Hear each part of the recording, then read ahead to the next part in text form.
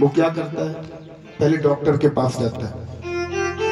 Doctor को फोड़ा दिखाया, डॉक्टर ने दवाई दे दी, बोले भैया इस दवाई को खा लेना, तुम्हारा फोड़ा यहीं बैठ जाएगा, आगे नहीं बढ़ेगा, सही हो जाओगे। नारद बाबा के हृदय में अभिमान का फोड़ा उठा, बोले हम भोले बाबा से बड़े हो गए। भोले बाबा रूपी डॉक्टर के पास पहुंचे, भोले बाबा ने एक दवाई दे दी, बोले इस दवा को खा लोगे तुम्हारा फोड़ा यहीं बैठ जाएगा। लेकिन लिखते हैं बाबा, भोले बाबा ने तो हाथ जोड़कर प्रार्थना की, बोले नारद बाबा अगर कभी नारायण के सामने, हरि के सामने ये प्रसंग चले तब भी मत बताना कि शंकर बचन मन ही नहीं भाए, तब व्यर्थ के जो के सिराए। शंभु बचन मुनि, शंभु बचन मुनि मन नहीं भाए, तब व्यर्थ के जो के सिराए।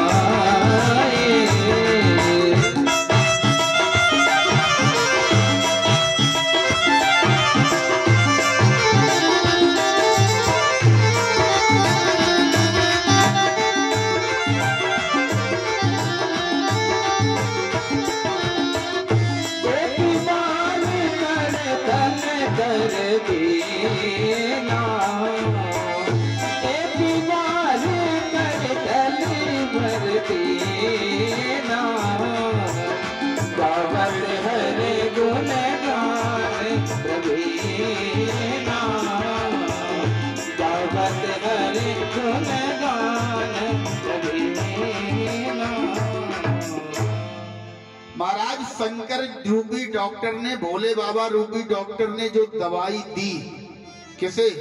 नारद जी को। नारद जी को पसंद नहीं आई, बोले नहीं ये डॉक्टर सही नहीं है, दवाई को लाकर घर पे ही रख दिया। भोले बाबा रूपी डॉक्टर ने बताया कि कभी भी अगर श्री हरि के पास जाओ तो कभी बताना नहीं कि तुमने काम को जीत लिया, बताना नहीं कि तुम्हारे अंदर अभिमान आ गया, तुम अपने आप को भोले बाबा से बड़ा समझते हो। लेकिन भोले बाबा के वचन नारद जी को अच्छे नहीं लगे, तुरंत क्या किया, बोले ये डॉक्टर सही नहीं है, इसकी दवा बेकार है, फेंक दी। कहां पहुंचे? तब बिरंची के लोक सिधाए, बिरंची माने ब्रह्मा, ब्रह्मा जी के लोक में गए, ब्रह्मा जी के पास गए, ब्रह्मा जी को भी सारी बात बताई, ब्रह्मा जी ने भी यही दवाई दे दी, बोले अभी फोड़ा तुम्हारा ज्यादा बड़ा नहीं है, अभी भी अगर तुम मेरी बात मानोगे, अगर इस बात को बताओगे नहीं किसे, श्री हरि विष्णु को, तो तुम्हारा फोड़ा यहीं बैठ जाएगा। नारद बाबा मेरी बात मानो और इस दवा को तुम खा लो। नहीं खाई, फेंक दी, बोले ये दोनों डॉक्टर बेकार है। अब इतने दिन में फोड़ा और बढ़ गया। क्या बढ़ा? बोले हम भोले बाबा से बड़े हैं, ये बात भोले बाबा को तो हजम ही नहीं हो रही कि नारद हमसे बड़ा बन गया। ब्रह्मा जी भी नहीं चाहते कि नारद हमसे बड़ा हो। बोले अब कहां जाएं? एक बार करतल बर बीना, गावई हरिगुण गान प्रवीणा। कहां पहुंचे?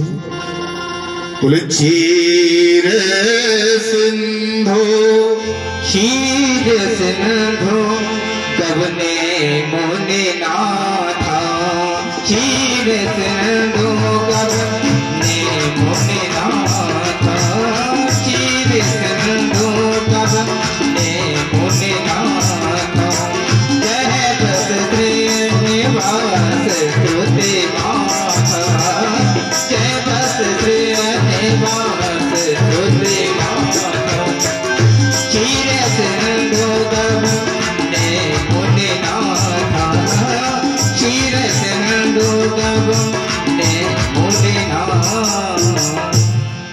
कहां पहुंचे? बोले क्षीर सागर में, जहां भगवान विष्णु शेष नाग की सैया पर लेटे हुए हैं और मैया लक्ष्मी उनके चरण दबा रही है। अच्छा देखो माताओं, एक बात और बताएं आपके फायदे की, कौन कौन मानेगा? बहुत सुंदर बात बता रहा हूं, आपके फायदे की है। भोले बाबा के साथ मैया पार्वती हैं,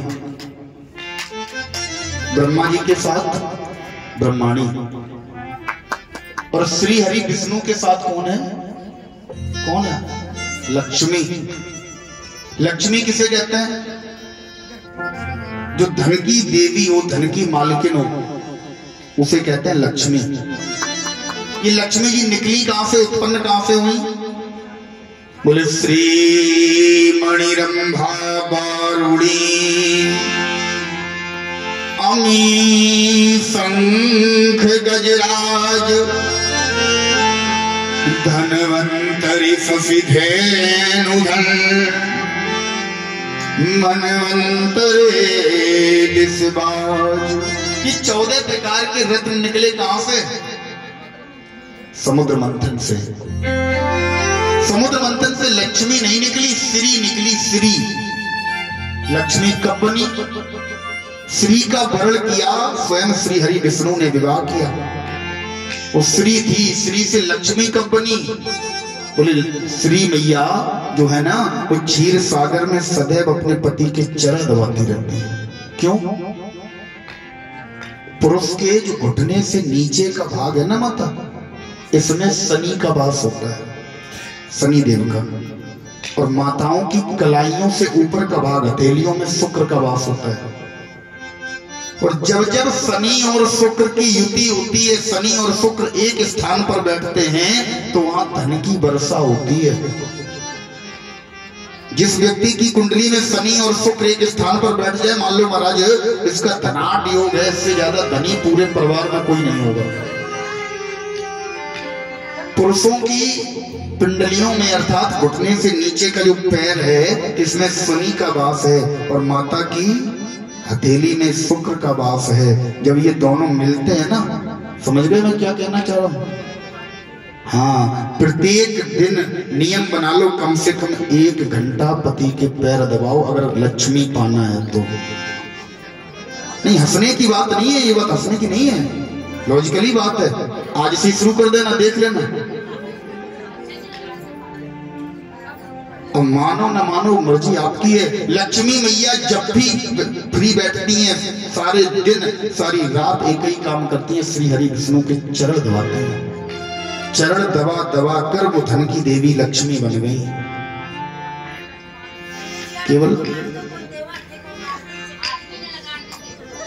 अब वो आपकी प्रॉब्लम है, आपकी समस्या है कि आपको धन चाहिए, घर में सुख शांति। देखो 2 फायदे हैं, एक तो धन बढ़ेगा, दूसरा पति की सेवा करोगी, पतिव्रत धर्म बढ़ेगा, तीसरा घर में सुख शांति बढ़ेगी। बोले अच्छा आज क्या बात है, बड़ा सेवा हो रही है ना? तो ये फायदा आपके हाथ में, आप जानो, आपका काम जाना, हमारा तो बताने का काम है, बता दिया। महाराज जिस समय बाबा पहुंचे, देखो 2 डॉक्टरों को छोड़ दिया, भोले बाबा की दवाई नहीं खाई, ब्रह्मा जी की दवाई नहीं खाई, कहां पहुंचे? बोले क्षीर सिंधु गगने मुनि नाथा।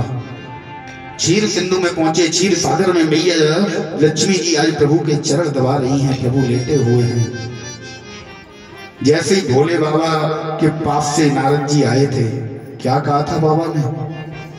बोले श्री हरि को मत बताना।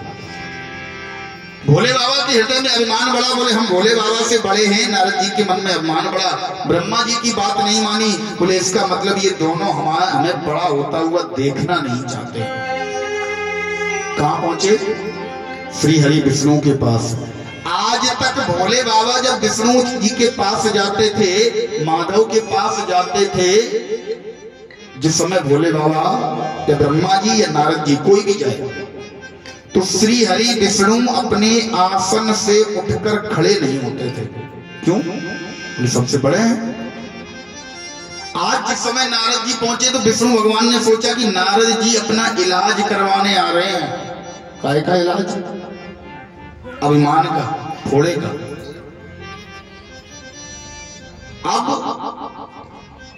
जब 2 डॉक्टरों की दवाई आप नहीं खाओगे, फोड़ा पड़ जाएगा, फिर आप किसी सर्जन के पास जाओगे जो ऑपरेशन करता हो फोड़े का, तो वो क्या करेगा? बोले पहले ऐसी दवाई देगा जिससे आपका फोड़ा और बढ़े, है ना? और जब बढ़ेगा, पकेगा, तब उसका ऑपरेशन होगा, कच्चे का तो नहीं होगा।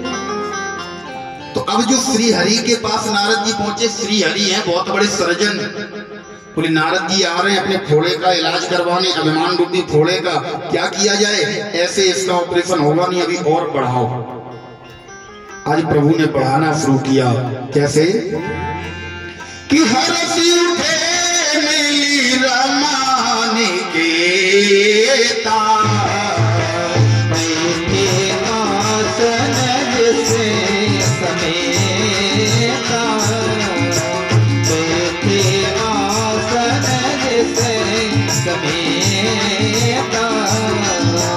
आसन से समेता, हरस में उठी रमाने के तार, बैठे आसन से समेता, बैठे आसन से समेता। रोज नारद बाबा जाते थे तो प्रभु बैठे रहते थे, उठकर खड़े नहीं होते थे। आज नारद बाबा जय गए, प्रभु जानते हैं कि नारद बाबा इलाज करवाने आए हैं, इनका अभिमान और बढ़ाना चाहिए तभी ऑपरेशन होगा। आज जैसे ही नारद बाबा पहुंचे, प्रभु अपने आसन से उठकर खड़े हो गए, और जैसे ही प्रभु उठकर खड़े हुए, नारद बाबा ने मन में विचार किया ये क्या हुआ, प्रभु हमारे आने पर उठकर खड़े हो गए। इसका मतलब प्रभु जानते हैं भोले बाबा से बड़े हैं, भोले बाबा से बड़े हैं, ब्रह्मा से भी बड़े हैं हम। बोले ब्रह्मा से बड़े हैं तो इसका मतलब क्या है? बोले हमें लगता है प्रभु के बराबर के हो गए। क्यों? बोले कोई भी व्यक्ति अगर तुमसे बड़ा है तो वो तुम्हारे लिए खड़ा नहीं होगा, या तो छोटा होगा तो खड़ा होगा, या फिर बराबरी का हो। मन में अभिमान बढ़ गया, बोले हमें लगता है प्रभु हमसे हम बराबर के हो गए, हम प्रभु से छोटे नहीं रहे। अभिमान और बड़ा। अभी तक क्या अभिमान था? बोले हम भोले बाबा के बराबर हैं, भोले बाबा से बड़े हैं। फिर अभिमान क्या हुआ? बोले हम ब्रह्मा जी से बड़े हैं। अब अभिमान क्या हो गया? जैसे ही प्रभु उठकर खड़े हुए, अभिमान और बढ़ गया। बोले अब तो हम माधव के बराबर हो गए। प्रभु ने कहा अभी नहीं नारद, अभी तुम्हारा फोड़ा और बढ़ाएंगे। प्रभु ने क्या कहा?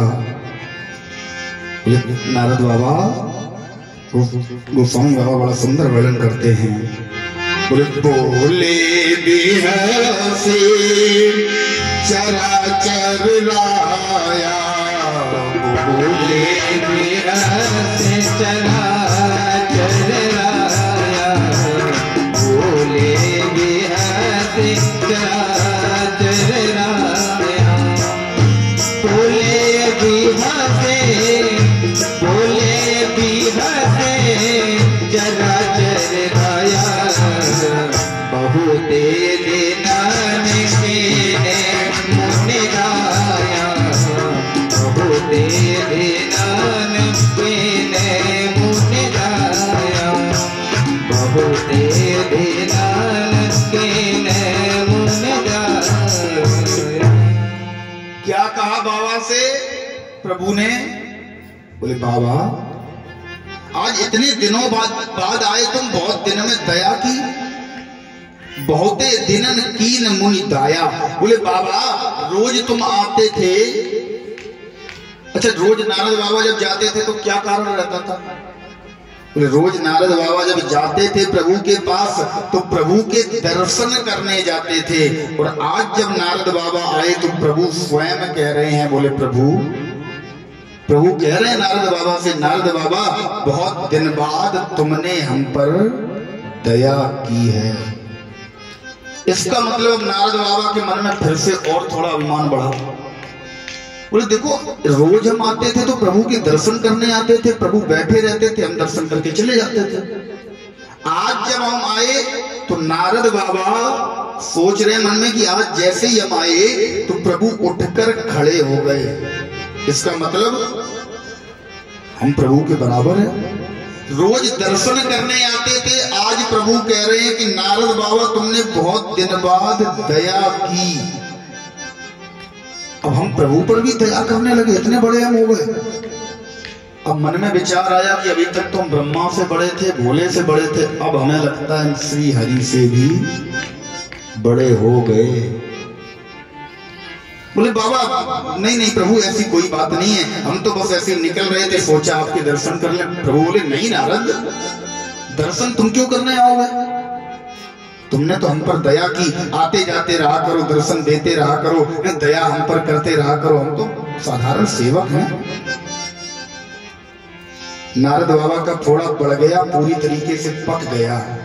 अब प्रभु ने कहा अब ऑपरेशन की तैयारी करो, ऑपरेशन थिएटर रेडी करो। नारद बाबा चले, कहां? लौटकर जा रहे हैं अपने मार्ग से होते हुए। प्रभु ने तुरंत दिया अपनी माया को आदेश, और माया को आदेश देकर प्रभु ने एक सुंदर सा नगर बनाया। रास्ते में एक सुंदर से नगर का निर्माण कर दिया। उस नगर का एक राजा है जिसका नाम है सील निधि। महाराज, इस पूरे नगर में ऐसे ऐसे मनुष्य रहते हैं जैसे मानो साक्षात कामदेव रटी हों। बस ही नगरी दर नर नारी, बस ही नगर